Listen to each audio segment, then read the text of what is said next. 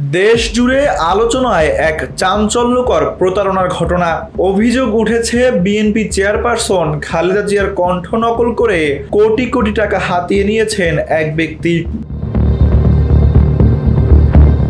নাম তার মোতাল্লেস হোসেন। নিজের পরিচয় গোপন রেখে কণ্ঠস্বরের অভিনয় করে বিভিন্ন জনের কাছ থেকে মোটা অঙ্কের টাকা তুলেছেন বলে প্রাথমিক তদন্তে উঠে এসেছে।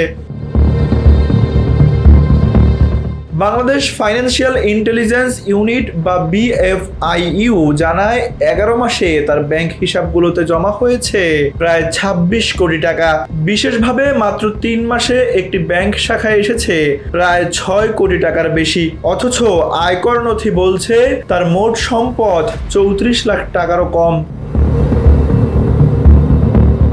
এই অস্বাভাবিক লেনদেন নজরে আসার পর আর্থিক গোয়েন্দারা তার নামে ও তার ব্যবসা প্রতিষ্ঠানের নামে থাকা 9টি হিসাব জব্দ করে। তদন্তে আরো জানা যায় এসব টাকার উৎস ছিল প্রতারণা। দেশের রাজনৈতিক নেত্রীর পরিচয় ও কণ্ঠস্বরকে কাজে লাগিয়ে মানুষকে বিভ্রান্ত করে হাতিয়ে নেওয়া হয়েছে কোটি কোটি টাকা।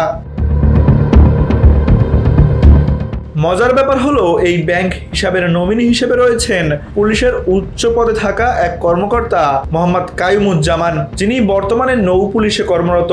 ঘটনার পর থেকে মোতাল্লেস পলাতক, তবে এখনো পর্যন্ত তার বিরুদ্ধে কোনো মামলা হয়নি এবং আইন শৃঙ্খলা বাহিনীও তাকে গ্রেপ্তার করতে পারেনি।